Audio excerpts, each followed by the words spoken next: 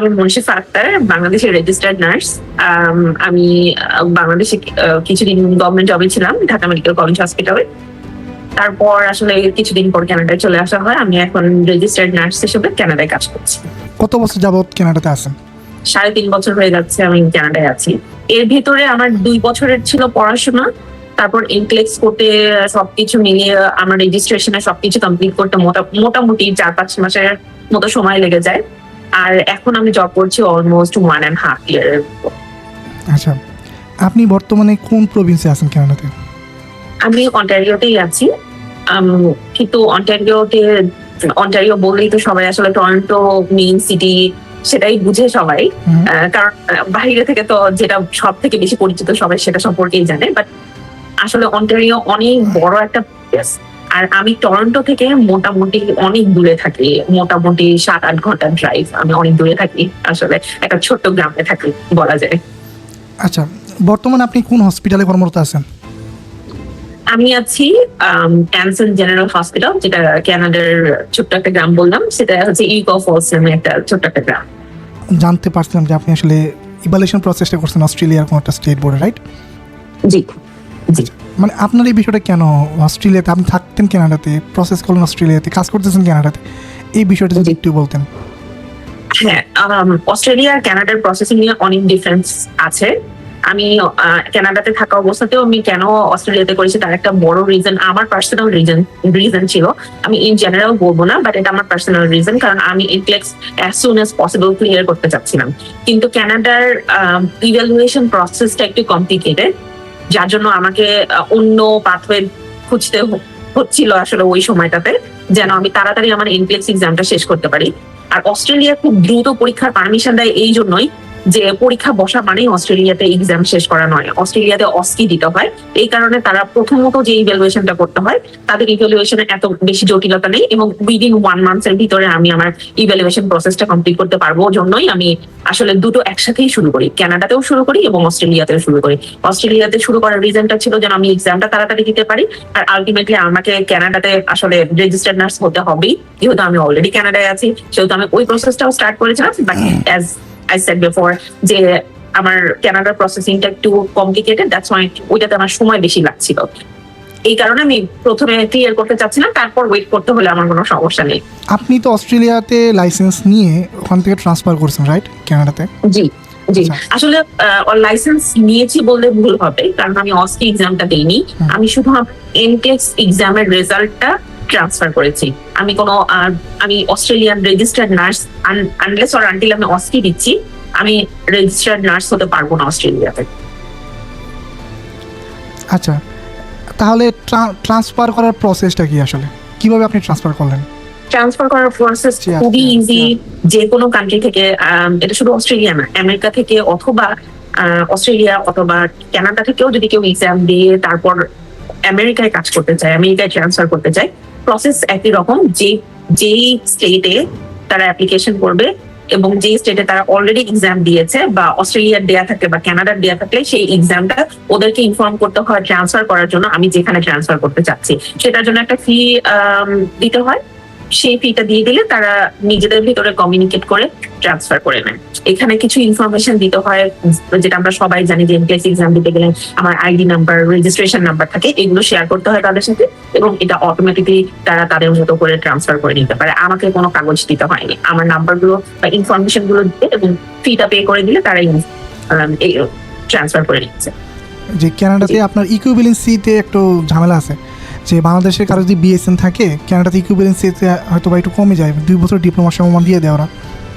তো সেই ক্ষেত্রে ধরেন কেউ একজন বাংলাদেশি থেকেই অন্য কোনো দেশে, আই মিন অস্ট্রেলিয়া কিংবা হচ্ছে আপনার ইউএসএ কোনো একটা স্টেট বোর্ডে লাইসেন্সটা নিয়ে সে যখন ট্রান্সফার করতে যাবে, সেই ক্ষেত্রে কোনো ইভ্যালুয়েশনের বিষয়টা আসে কিনা সামনে? মানে এই জায়গায় আমি প্রথমে একটু বলতে চাই যে আমি আসলে যে ইনফরমেশন গুলো বলছি, এগুলো আমার নিজে রিসার্চ করা, এগুলো প্রত্যেক বছরই চেঞ্জ হয়, এবং কানাডাতে মোটামুটি অনেকগুলো প্রভিন্স, যেগুলো সবগুলো ইনফরমেশন আমার পক্ষে জানা পসিবল না। বাট আমি যতটুকু জানি ততটুকু ইনফরমেশন কিন্তু আমি ওয়েবসাইট থেকেই পেয়েছি, এবং কেউ যদি এই ইনফরমেশন গুলো যাচাই বাছাই করতে চায়, তাহলে তারা ওয়েবসাইটে ঢুকে যাচাই বাছাই করতে পারে। এবং এই ওয়েবসাইট গুলোতে ঢোকার জন্য তাদের ওয়েবসাইটের অ্যাড্রেস জানতে হবে না, শুধুমাত্র প্রভিন্সের নাম লিখে যদি বলা হয় যে nursing regulatory body of this Province, তাহলেই তারা ওই প্রভিন্সের নার্সিং রেগুলেটরি বডির ওয়েবসাইটটা পেয়ে যাবে এবং ওপেন করলে এখানে সমস্ত ইনফরমেশন দেওয়া আছে। এখন আমি কোশ্চেনের অ্যান্সারে আসি, সেটা হচ্ছে যে ইকুইভ্যালেন্সের ক্ষেত্রে অবশ্যই গ্যাপ থাকাটা খুবই স্বাভাবিক। কেউ যদি এনক্লেক্স করে থাকে তাহলে হয়তো বা তারা জানবে, বা এনক্লেক্স এর প্রিপারেশন নিচ্ছেন তাদের জানার কথা যে তারা নিজেরা, এটা একটা অফিসারকে আইডেন্টিফাই করার কোনো দরকার নেই। আমার মনে হয় যে একজন স্টুডেন্ট নিজেই আইডেন্টিফাই করতে পারবেন যে আমাদের এডুকেশনের সাথে আসলে এনক্লেক্স এর যে পড়াশোনার যে গ্যাপটা সেটা আসলে কতটুকু। তো স্বাভাবিকভাবেই তারা অনেক বেশিরভাগ সময়ই বলা হয় যে একটা গ্যাপ আছে এবং ব্রিজিং একটা কোর্স করতে হবে। এই যে ব্রিজিং প্রোগ্রামটা আসলে বাংলাদেশি যারা আছেন তারা কিভাবে করতে পারে, এটার খরচ যদি মানে এটা কিছু আইডিয়া দিতে নাকি ওভারঅল? জি জি, ব্রিজিং প্রোগ্রামগুলো আসলে যে ব্রিজিং অ্যাকচুয়ালি যেটা অথেন্টিক ব্রিজিং প্রোগ্রাম বলা হয়, আমি যে কোর্সটা করেছি সেটাও type of bridging program, but আমি এটা ইন্ডিপেন্ডেন্টলি চুজ করতে পেরেছি কারণ এটা 2 বছরের একটা প্রোগ্রাম ছিল, পোস্ট গ্রাজুয়েশন প্রোগ্রাম, মাস্টার্সও বলা যায়। কিন্তু এই প্রোগ্রামটা করতে গিয়ে আমার 2 বছরের যেহেতু কোর্স সেহেতু আমি চুজ করতে পেরেছি। কিন্তু কিছু কিছু ব্রিজিং প্রোগ্রাম আছে যেটার জন্য 2 বছর প্রয়োজন হয় না। যে নার্সিং আমাদের পড়াশোনার সাথে যে ক্যানাডিয়ান ইকুইভ্যালেন্সের যে প্রবলেমটা থাকে সেটার জন্য ম্যাক্স টু ম্যাক্স অনেকের ক্ষেত্রে 3 মাস বা 6 মাসের প্রোগ্রাম করতে হয়। তো সেই ক্ষেত্রে দেখা যায় যে যদি কানাডা পারমিশন দেয়, যে প্রভিন্সে যাবেন সেই প্রভিন্স যদি পারমিশন দেয়, সেই ওয়েবসাইটের আন্ডারেই কিছু ইনফরমেশন দেওয়া থাকে যে কোন কোন ইউনিভার্সিটির আন্ডারে কোন কোন কোর্স গুলো ব্রিজিং প্রোগ্রাম, এই প্রোগ্রামের নামগুলো দেওয়া থাকে সেখানে। যে কোনো একটা প্রোগ্রাম হয়তো বা তারা আপনাকে সাজেস্ট করবে এবং সেই প্রোগ্রামে আসার জন্য আপনার স্টুডেন্ট ভিসার দরকার হয় না। নর্মালি তারা ভিজিট ভিসায় আসতে পারে, কারণ এগুলো নর্মালি 6 মাসের নিচের প্রোগ্রাম হয়। 6 মাসের নিচের প্রোগ্রামের জন্য কখনোই কানাডা ভিজিট ভিসার ব্যতীত কোনো স্টুডেন্ট ভিসা দেয় না। আর এই ব্রিজিং প্রোগ্রামগুলো মোটামুটি এক্সপেন্সিভ, আমি সঠিক বলতে পারবো না এক্স্যাক্টলি কত, কিন্তু মোটামুটি এক্সপেন্সিভ এবং এক একটা প্রোগ্রামের কস্ট এক এক রকম। বাংলাদেশি কমিউনিটিতে যারা এনক্লেস পাস করতেছে আপনি জানবেন হয়তো বা, সবাই জি, জি। হচ্ছে 100% হচ্ছে ইউএস এর কোনো না কোনো স্টেট বোর্ডের আন্ডারে পরীক্ষা দিচ্ছেন, ইভেন জি। অস্ট্রেলিয়ার জন্য ট্রাই করতেছে না কেউ। তো এইখানে আসলে কানাডার জন্য ট্রাই না করার পিছনে আপনি কি প্রতিবন্ধকতা মনে করতেছেন? এটার পিছনের প্রতিবন্ধকতা খুবই ক্লিয়ার যে আমি যদি কানাডা আর ইউএস এর রেজিস্ট্রেশন প্রসেসটা ফলো করি, সেখানে দেখা যাচ্ছে যে আমি যদি এনক্লেক্স দেই তার মানেই আমি ইউএস এর রেজিস্টার্ড নার্স।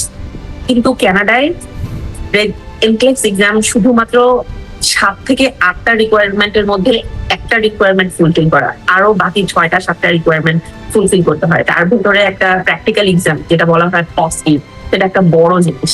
তো আসলে ইউএস এর রেজিস্ট্রেশন আর কানাডার রেজিস্ট্রেশন প্রসেস পুরোই ডিফারেন্ট, এবং যেহেতু ইউএস এর ইজি, দ্যাটস ওয়াই আমার মনে হয় যে ইউএস এর এক্সাম দেওয়াটা আসলে সবার মানে মোটিভেশন কাজ করে ইউএস এর জন্য বেশি। আপনি যেভাবে ট্রাই করলেন আর কি, যে অস্ট্রেলিয়াতে আপনি ইভালুয়েশন করে ওখানে পরীক্ষাটা দিলেন, ওস্কিটা দেন নাই, জাস্ট আপনার ট্রান্সফার করছেন যেটা লাইসেন্সটা, রাইট? ওর লাইসেন্স না, আপনার জাস্ট ইয়েটা ট্রান্সফার করছেন। এখন কেউ যদি এই প্রসেস করতে চায়, তারপর প্রসেসটা সে তো ট্রান্সফার করলো, করার পরে আসলে জব এমপ্লয়মেন্টটা আসলে কীভাবে মানে বাংলাদেশ থেকে সে গেদার করতে পারে, এই বিষয়ে কোনো আইডিয়া আছে কিনা আপনার? জি জি, জবের ক্ষেত্রে যদি কেউ ডিরেক্ট হসপিটালে, এই ক্ষেত্রে আমাকে একটু ব্যাকে গিয়ে এক্সপ্লেন করতে হয় যে ইউএস এর রিক্রুটমেন্ট প্রসেস আর কানাডার রিক্রুটমেন্ট প্রসেস পুরোই ডিফারেন্ট। হসপিটাল গুলো নর্মালি যে রিক্রুট করে তারা ডিরেক্টলি রিক্রুট করে, আর ইউএসএ তে বেশিরভাগ নার্স এজেন্সি থ্রুতে রিক্রুট হয়, বাট কানাডাতে এজেন্সি থ্রুতে রিক্রুট হওয়া খুবই রেয়ার ব্যাপার বলা যায়। কানাডাতে রিক্রুটমেন্ট একদম ডিরেক্ট প্রসেস, এইচআর থাকে প্রত্যেকটা হসপিটালে এবং এইচআর নিজে প্রত্যেকটা হসপিটাল নিজে রিক্রুট করে প্রত্যেকটা নার্সকে। তো এই কারণে যেগুলো রিকোয়ারমেন্ট থাকে সেখানে একটা বড় রিকোয়ারমেন্ট থাকে যে আমার ক্যানাডিয়ান অ্যাড্রেস লাগবে এবং ক্যানাডিয়ান পুলিশ ভেরিফিকেশন লাগবে, যেটা আসলে কানাডায় অবস্থান করা ছাড়া পসিবল না। এছাড়াও যদি কোনো এজেন্সি থেকে থাকে এজেন্সি, কিছু কিছু এজেন্সি আছে যে এজেন্সি নার্সেস যাদেরকে বলা হয় ট্রাভেল নার্স, তারা কিছু কিছু হসপিটালে কাজ করে, আমাদের হসপিটালেও আছে, কিন্তু আমি তাদের আসলে ওই প্রসেসটা আমি জানি না, এবং আমি যাদেরকে কাজ করতে দেখেছি ওই এজেন্সিগুলোর আন্ডারে তারা নর্মালি ক্যানাডিয়ান। আমি এখনো কাউকে দেখিনি যে ইন্টারন্যাশনালি এসে ওই এজেন্সির থ্রুতে কোনো হসপিটালে কাজ করছে। আসলে আমার এক্সপিরিয়েন্সে আমি এখনো দেখিনি। তাও যদি হসপিটাল ডিরেক্ট রিক্রুট করে তারা তো কখনো মেবি তারা হচ্ছে ইমিগ্রেশন প্রসেস রিলেটেড ঝামেলা যাবে না, তার ইনস্ট্যান্ট না। লোক চায়, রাইট? জি, এখন ইন্টারন্যাশনাল নার্সরা আসলে কিভাবে আসলে কানাডাতে কাজ করবে তাহলে? আমার মনে হয় যে ইন্টারন্যাশনাল নার্সরা যেটা করতে পারে, যদিও এই এই প্রসেসটা অনেক বড় এবং খুবই কমপ্লিকেটেড একটা প্রসেস, তারপরে আমি কিছুটা এক্সপ্লেইন করছি। প্রথমত যে ইভ্যালুয়েশন প্রসেসটা, এটা কমপ্লিট করতে হবে, ইনটেক্স দিতে হবে, working experience plus English language requirement সবকিছু ফুলফিল করার পর তারা যখন রেজিস্ট্রেশন পাবে, তখন রেজিস্ট্রেশন থাকা অবস্থায় তারা এক্সপ্রেস এন্ট্রি অথবা পিএনপি নামের যে প্রোগ্রামগুলো আছে সেখানে অ্যাপ্লাই করতে পারে। উইদাউট জব অফারে পিএনপি অ্যাপ্লিকেশন পসিবল না।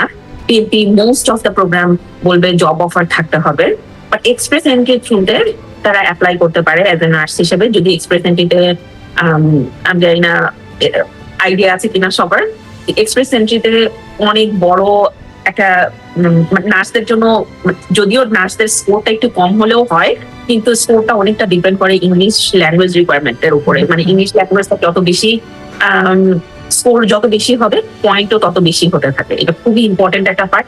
মোটামুটি 8-9 ছাড়া এক্সপ্রেস এন্ট্রিতে নমিনেশন পাওয়া খুবই কঠিন। তো এই প্রসেসটা যদি কেউ বাংলাদেশে থেকে মোটামুটি 2-3 বছর টাইম হাতে নিয়ে নিজেকে সময় দিয়ে নিজেকে আপগ্রেড করে যদি এই সময়টা দিতে পারে, তাহলে আমার মনে হয় যে পসিবল। এটা ইম্পসিবল কিছু না, কিন্তু জিনিসটা সহজ না। তাহলে মানে ইন্ডিয়ানরা কিভাবে আসে? ইন্ডিয়ানরা বেশিরভাগই আসে আসলে স্টুডেন্ট ভিসায়।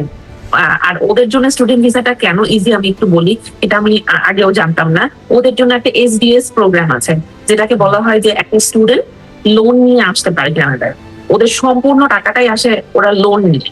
তো আর একজন নার্সিং স্টুডেন্ট এখন আসছি, মানে আসলে কথা বলতে গেলে প্রত্যেকটা জিনিসই কানেক্টেড। এখন যদি আসতে হয় যে একজন নার্সের জন্য যে পড়াশোনার খরচটা দিতে হয়, ইনিশিয়ালি এটা দেখতে খুবই এক্সপেন্সিভ মনে হয়, কিন্তু একজন নার্স যদি 1 বছর জব করে, সে যা পড়াশোনার জন্য খরচ করেছে 1 বছরে তার থেকে 2 গুণ থেকে 3 গুণ ইনকাম করতে পারে। তো কানাডার জন্য আসলে এটা কিছুই না, ওদের কাছে এটা কিছুই না। দ্যাটস ওয়াই নার্সদের জন্য পড়াশোনাটা এখানে এত এক্সপেন্সিভ।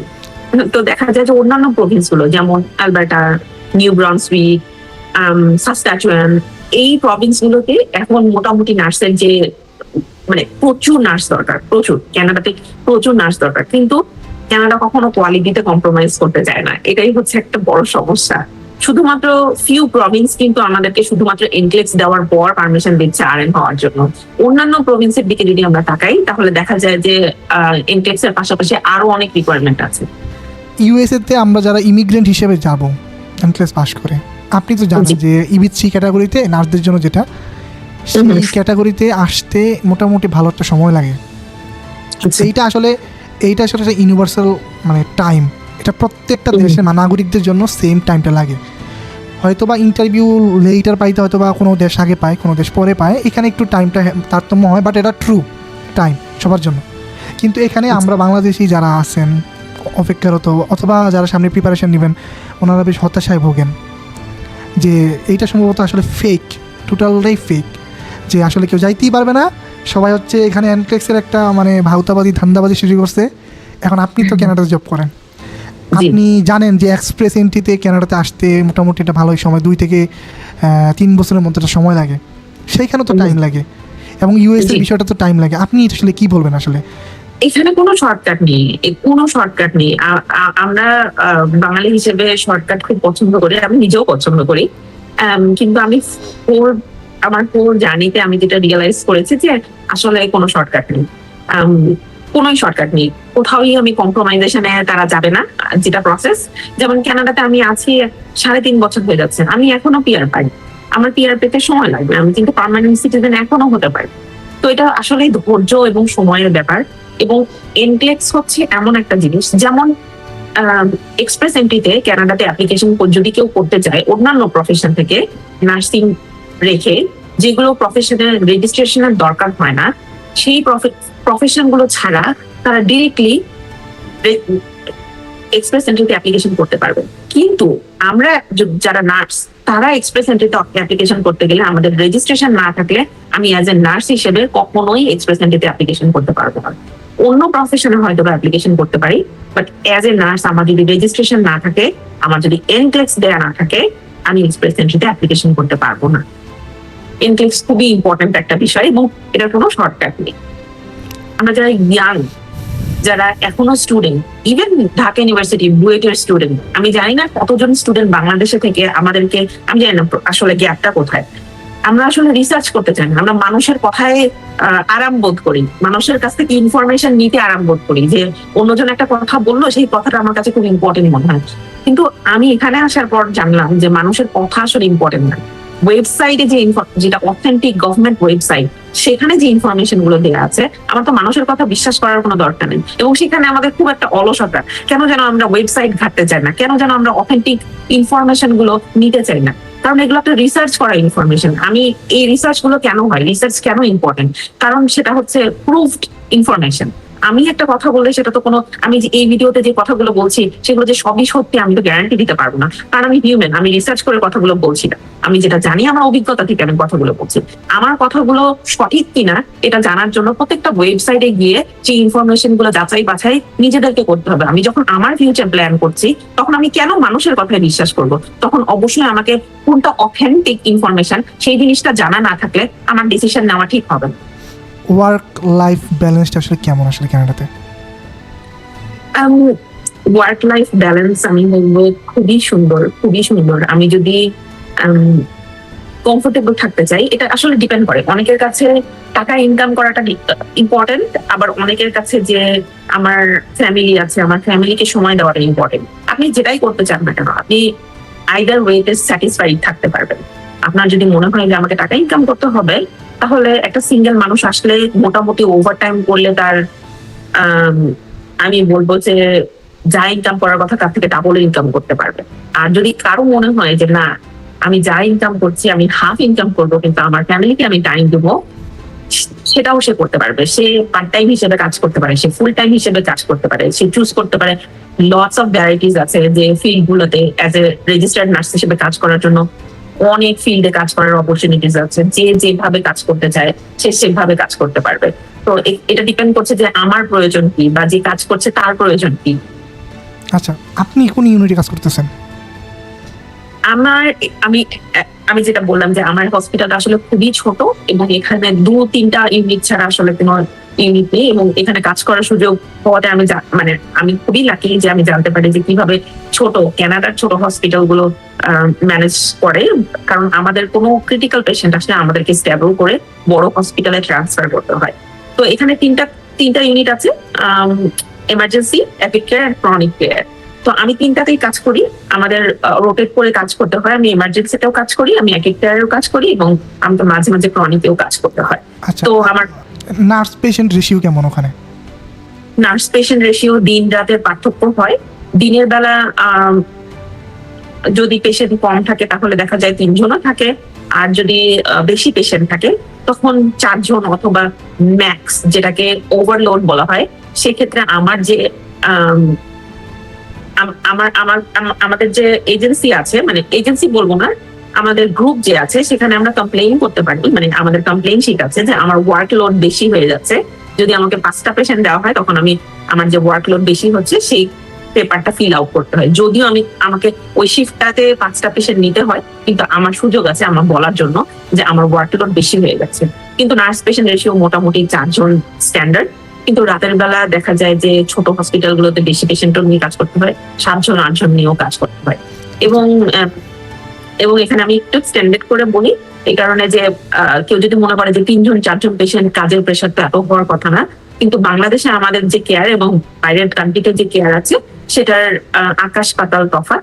সেখানে আমি হয়তো বা 12 ঘন্টার ভিতরে আমি যদি টোটাল কেয়ার দিতে হয় একটা পেশেন্ট, মানে 3টা পেশেন্ট অথবা 4টা পেশেন্টকে, আমার মনে হয় না যে আমি যে সময়টাতে চেয়ারে বসি সেই সময়টাতে আমার কম্পিউটারে থাকতে হয়। তো আমার ব্রেক ছাড়া, মানে 1.5 আওয়ার আমার ব্রেক থাকে, 3টা ব্রেক, সেই ব্রেক ছাড়া আমি আসলে কখনো রিল্যাক্স টাইম কাটাতে পারি না। আপনি বাংলাদেশে কাজ করা একজন গভর্নমেন্ট নার্স ছিলেন, বাংলাদেশে আপনার একটা কেরিয়ার ছিল এবং আপনি কানাডাতে গিয়ে এখন কাজ করতেছেন। আসলে কোনো মানে চ্যালেঞ্জেস ফেস করতেছেন কিনা কোপ আপ করার জন্য? আমি ফেস করছি না আসলে, সত্যি কথা বলতে আমি তেমন কোনো কিছু ফেস করছি না। যেটা ফেস করেছি সেটা হচ্ছে যে ইভ্যালুয়েশনের ক্ষেত্রে যে স্ট্রাগল গুলো করতে হয় সেগুলো ছাড়া তেমন কোনো কিছু ফেস করিনি, কিন্তু অনেক কিছু ফেস করার আছে। প্রথম 2 বছর যদি কেউ আসে, সেই স্টুডেন্ট অবস্থাতেই আসুক অথবা পিআর নিয়ে আসুক, প্রথম 2 বছর একটা নতুন কান্ট্রিতে কোপ করাটা খুবই কঠিন। সেই সময়টা খুব ডিপ্রেশনের ভেতর দিয়ে যায়, হোম সিকনেস হয়, ফ্যামিলি বা অন্য কেউ থাকে না সাপোর্ট করার জন্য, নিজে সবকিছু নিজে করতে হয়। এগুলোর সাথে অ্যাডজাস্ট করতে মোটামুটি বেশ সময় লেগে যায়। তো প্রথম 2 বছরটা আমি বলবো যে খুবই কঠিন এবং স্ট্রাগলের পিরিয়ড। আচ্ছা, আপনার অনেক ভিডিওজ আসলে সোশ্যাল মিডিয়াতে আমরা দেখি বিভিন্ন জায়গায়। আপনি মেবি বিবিসি তো একটা হচ্ছে দিয়েছিলেন, মানে ইন্টারভিউ দিয়েছিলেন, ওইটা আমরা সবাই দেখি আসলে অনেক অনুপ্রাণিত। এবং আই গেস অনেক নার্সরা হচ্ছে আপনাকে দেখে ক্যানাডার প্রতি আরও বেশি ইন্টারেস্ট শো করে। বাট আনফর্চুনেটলি আমরা ক্যানাডার জন্য একটা সহজ পাথ আসলে আমরা কেউই বের করতে পারতেছি না। কিন্তু আপনি যেটা বললেন যে কেউ যদি 6 মান্থ আর 1 ইয়ার যে ব্রিজিং প্রোগ্রাম করতে আসতে চায়, মানে আসলে ভিসাটা একটা ফ্যাক্টর, যে ভিসা দিবে কিনা। ফ্লেক্সিবিলিটি, কোনো কিছুই সহজ না, এক কথায় কোনো কিছুই সহজ না, কিন্তু হাল ছাড়া যাবে না। আমিও যখন আমার কানাডার জন্য অ্যাপ্লিকেশন করেছি, আমার প্রথম অ্যাপ্লিকেশনটা রিজেকশন এসেছিল, তো আমাকে সেকেন্ড টাইম অ্যাপ্লিকেশন করতে হয়। তো আমাকে দেখতে হবে যে আমার আমি যদি চেষ্টা না করি, আমি কিভাবে জানবো যে আমার ল্যাকিংস কোথায়? আমি তো আমি যেই কোশ্চেনটা আমি পেলাম, আমি ওই পথে হাঁটিনি। যে হাঁটবে, যে প্রথম হাঁটবে, তারপরেই কিন্তু আমরা জানতে পারবো আসলে ল্যাকিংস গুলো কোথায়, কিভাবে শুরু করতে হবে বা কিভাবে। এবং এই ইনফরমেশন গুলো কিন্তু আগে থেকেও কিছুটা প্রিপারেশন নেওয়া যায়। যেমন আমাকে ওয়েবসাইটে দেখতে হবে, আমি যেটা বললাম যে আমাকে ওয়েবসাইটে দেখতে হবে। আমি হয়তো ইনফরমেশন গুলো এক্সাক্ট জানি না, কিন্তু এটা ইম্পসিবল, অবশ্যই পসিবল। এবং হচ্ছে বলেই তো ব্রিজিং প্রোগ্রাম গুলো আছে, না হলে কেন আছে?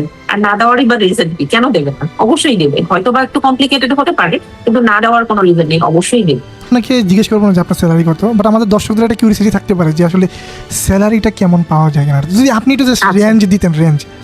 যেটা নর্মালি এখন হচ্ছে যে আমি আমার এক্সপিরিয়েন্স হয়তো বা দেখালে যেটা হয় যে আপনি 2 বছর বা 3 বছরের এক্সপিরিয়েন্স দেখানোর পর, যেহেতু আমার 2 বছরের এক্সপিরিয়েন্স, এটা আসলে গোপন কিছু না, সবাই একটু সার্চ করলেই পেয়ে যাবেন। অন্টারিওর ওনা হচ্ছে আমাদের গ্রুপ, যেটার আন্ডারে যার কারণে আমরা কানাডার অন্টারিও প্রভিন্সের ভেতরে যে কোনো জায়গায় কাজ করলে সে সমান স্যালারি পাবে। সেটাই হচ্ছে ওই ওনার আন্ডারে যে হসপিটাল গুলো আছে তাদের স্যালারি সেম। আর কেউ যদি সার্চ দেয় যে ওনার স্যালারি, কি বলবো এটাকে, ওনার স্যালারি কিরকম আর কি, ধাপটা কিরকম এক্সপিরিয়েন্স অনুযায়ী, তাহলে দেখতে পাবেন যে যাদের 1 বছরের এক্সপিরিয়েন্স আছে তারা কিরকম স্যালারি পায়, যাদের 2 বছর। কিন্তু আমার মনে হয় যে এটা স্টার্টিংই হচ্ছে 45 সামথিং স্টার্টিং হয়। যাদের 1 ইয়ার মানে 0 এক্সপিরিয়েন্স, তাদের স্টার্টিংই শুরু হয় 45 পয়েন্ট সামথিং দিয়ে, এবং যাদের 2 বছরের এক্সপিরিয়েন্স আছে তাদের 47 পয়েন্ট সামথিং প্রবাবলি। এই যে এই রেঞ্জে জব করে আসলে ফ্যামিলিকে মানে সাপোর্ট করা যাবে কিনা, আসলে স্ট্যান্ডার্ড লাইফ লিড করা যাবে কিনা কানাডাতে? আমার কাছে তো মনে হয় আমি যেরকম ফ্যামিলিতে বিলং করি, আমার ব্যাকগ্রাউন্ড যেখান থেকে, আমার কাছে তো মনে হয় যে আমি মোর দেন কমফোর্টেবল। মানে আমার কাছে মনে হয় আমি অনেক হ্যাপি। আমি জানি না যে মানুষের চাওয়ার তো আসলে শেষ নাই, কিন্তু আমি হ্যাপি। আমার যেরকম আছে, আমি এনাফ সেভিং করতে পারছি। যদি কেউ চিন্তা করে যে আমি গাড়ি বাড়ি কিনবো, আমার মনে হয় একজন নার্স হিসেবে উইদিন 5 ইয়ার্স এর মধ্যে তার গাড়ি বাড়ি দুটোই থাকবে। যদিও এই গাড়ি আর বাড়ির ব্যাপারটা একটু বলতে চাই, কারণ সবাই খুবই আশ্চর্য হবে, ও আচ্ছা 5 বছর এই গাড়ি বাড়ি, তার মানে অনেক টাকা। আসলে সেরকম না, কারণ একটা বাড়ির টাকা পরিশোধ করতে মোটামুটি 10 থেকে 15 বছর সময় লাগে। এখানে যে বাড়িটা কেনা হয় সেটা ইএমআই তে কেনা হয়। তো একজন নার্স যতটা ইনকাম করে সেই টাকা দিয়ে আসলে 10 থেকে 15 বছরের মধ্যে মোটামুটি একটা 4 বেডরুমের বাসার বাড়ি, মানে 4 বেডরুমের বাসা অথবা যেটা টাউন হাউস বলে সেরকম হাউস একটা কেনা পসিবল। নার্স হিসেবে যদি কেউ কাজ করে ট্যাক্স দেওয়ার পরে, আমি বলি ট্যাক্সের আগে তো অনেক ইনকাম, কিন্তু ট্যাক্স মোটামুটি যদি একজন নার্স আসলে ওভারটাইম কাজ করে তাহলে মোটামুটি মাসে 10,000 ইনকাম করতে পারে। তো সেখান থেকে ট্যাক্স কাটার পর বাড়িতে মোটামুটি 8,000-এর মতো আনা পসিবল যদি ওভারটাইম করে। আমি কিন্তু এটা নর্মাল শিফটের কথা বলছি না, যদি কেউ ওভারটাইম করে, কারণ নর্মালি আমরা ওভারটাইম করি, কারণ 1-2টো ওভারটাইম করলে দেখা যায় যে বেশ। আর আরো একটা কথা যেটা হচ্ছে ওই যেটা ওনার আন্ডারে যে স্যালারি চার্টটা আছে, এখানে অনেকগুলো ওয়েজ আছে, যেখানে আমি যদি আমার নর্মাল ডিউটিও করি সেখানে আমার 1.5 কাউন্ট হয়। যেমন আমি যদি প্রত্যেক উইকেন্ডে কাজ করি, যেমন শুক্র শনি রবি, আমি প্রথম শুক্র শনি রবি কাজ করলাম আমার নর্মাল পে, তারপর যদি নেক্সট উইকে যদি শুক্র শনি রবি কাজ করি, যদি এটা আমার ওভার টাইম হয় তাহলে আবার নেক্সট ডে যদি যেটা আমার নর্মাল শিফট শুক্র শনি রবি সেইটাও আমার 1.5 হিসেবে কাউন্ট হবে। মানে আমি যদি ওয়াইজলি 2-1টা বেশি ডিউটি করি তাহলে দেখা যাচ্ছে ম্যাক্সিমাম ডিউটি আমার 1.5 হয়। মানে কেউ যদি $41 আওয়ারে কাজ করে তাহলে 1.5 মানে হচ্ছে 62 পয়েন্ট সামথিং, মানে তার পার আওয়ার 62 পয়েন্ট সামথিং আসছে। 5,000 থেকে 8,000 ইনকাম করা খুবই ইজি এবং লাইফও খুব ইজি যায়। মোটামুটি রেস্ট নিয়েও যদি কেউ জব করতে চায়, ফ্লেক্সিবলি জব করতে চায়, তারপরেও $6,000 থেকে $8,000 ইনকাম করা পসিবল মান্থলি। এবং এক্সপেন্স যদি আমি বলি, এক্সপেন্সে খুব, আপনি যদি আয়েশ করে চলেন, আপনি যদি বাসা ভাড়া বড় বাসা নিয়েও থাকেন, আমার মনে হয় না যে 3-4জনের একটা পরিবার, মানে বাচ্চা যদি হয় 2জন, হাজবেন্ড ওয়াইফ, এরকম একটা ফ্যামিলি চালাতে 4,000-এর বেশি বা 3,000-এর বেশি লাগার প্রয়োজন আছে। এর থেকে বেশি। আপনি যে কাউন্টিতে থাকেন ওখানে বাসা ভাড়া কেমন? 2 বেডরুমের একটা বাসা ভাড়া কেমন? 2 বেডরুমের বাসা মোটামুটি 15,000-1500 ডলারের ভিতরেই পাওয়া যায়। আর আরেকটা দল এসে বলে গেলেও তো লাভ নেই, সব টাকা তো সরকারকে দিয়ে দিবেন, আপনার তো কিছুই থাকবে না। এবং আপনি তো রিয়েল সিনারিওটা বলতেছেন, আপনি যেটা আসলে মানে লাইফ লিড করতেছেন একটা কাউন্টিতে থেকে, সেটা আপনার মেসেজ কি হবে যারা গ্রাজুয়েশন কমপ্লিট করতেছে নার্সিংয়ে, তাদের কেরিয়ার চয়েস আসলে কেমন হওয়া উচিত? আমার মেসেজ হবে যে যারা কানাডা হচ্ছে তাদের জন্য বেস্ট, যারা রেজিস্ট্রেশন নিতে চাচ্ছেন, আমি বলবো যে যারা নিউ গ্রাজুয়েট উইদিন 6 মান্থের ভিতরে যদি কেউ অ্যাপ্লিকেশন করতে পারে তাহলে মোটামুটি অফসটিও তাদেরকে দিতে হয় না। সো আমি বলবো অ্যাজ সুন অ্যাজ তারা গ্রাজুয়েশন কমপ্লিট করছে, বিশেষ করে যারা নিউলি গ্রাজুয়েট, তাদের আমার মনে হয় যে দ্রুত অ্যাপ্লিকেশন করা উচিত। এবং দেশের বাইরে আমাদের আরো নার্স আসা উচিত বাংলাদেশ থেকে, এবং তাহলে আমরা ডিফারেন্সটা বুঝতে পারবো। যেহেতু আমি একটা বড় প্ল্যাটফর্মে কথা বলছি, আমি আরো কিছু ইনফরমেশন দিতে চাই, এটা আমার পার্সোনাল অভিজ্ঞতা থেকে বলতে চাই, যেন যারা নিউ গ্রাজুয়েট তাদের যেন মোটিভেশন হিসেবে কাজ করে, তারা যেন আরো আগ্রহী হয় আসার জন্য। যেহেতু আমরা বলছি যে বেড সাইডে কাজ করার জন্য আমাদের যে পড়াশোনাগুলো, সেগুলো ক্ষেত্রে কোনো স্কলারশিপ পাওয়া যায় না এবং মোটা অঙ্কের টাকা খরচ করতে হয় স্টুডেন্ট ভিসায় আসার জন্য। কিন্তু এখানে যদি ডিফারেন্স আনতে হয়, একটা নিউ গ্রাজুয়েট স্টুডেন্ট যদি অলরেডি এনটেক্স নিয়ে এখানে আসতে পারে, সে কিন্তু নিজের পড়াশোনার খরচ নিজে চালাতে পারে এবং তাকে 2 বছরের কোর্স নিয়ে আসতে হবে না। সে 1 বছরের কোর্স নিয়ে এসে এখানে জব ম্যানেজ করে নিজের পড়াশোনার খরচও চালাতে পারবে এবং খুব দ্রুত তার পিআরও কমপ্লিট করতে পারবে। সো আমার কাছে মনে হয় যে নিউ গ্রাজুয়েটদের জন্য এটা একটা খুবই বড় অপরচুনিটি। যারা newly graduate, as soon as possible তাদের ডিসিশন নেওয়া উচিত এবং দেশের বাইরে আসা উচিত। যেটা আমরা যারা জব করছি, যেমন আমার ক্ষেত্রে হয়েছে, আমার কোনো গাইডেন্স ছিল না। আমি হয়তো বা স্টুডেন্ট থাকা অবস্থাতেই আমি চাইতাম যে দেশের বাইরে যাব, কিন্তু কিভাবে যাব সেটা জানতাম না। এই ডিসিশনটা নিতে নিতে দেখা গেছে আমার 3-4 বছর চলে গেছে। কিন্তু ওই 3-4 বছরে যে গ্যাপটা তৈরি হয়েছে, সেই গ্যাপটা আসলে পূরণ করা পসিবল না। কিন্তু একটা নিউ গ্রাজুয়েটের জন্য, যারা 3 বছরের গ্যাপ আছে জব করার পরেও নিউ গ্রাজুয়েট না, তাদের জন্য আসাটা যতটা কঠিন, নিউ গ্রাজুয়েটদের জন্য আসাটা তার থেকে অনেকটা ইজি।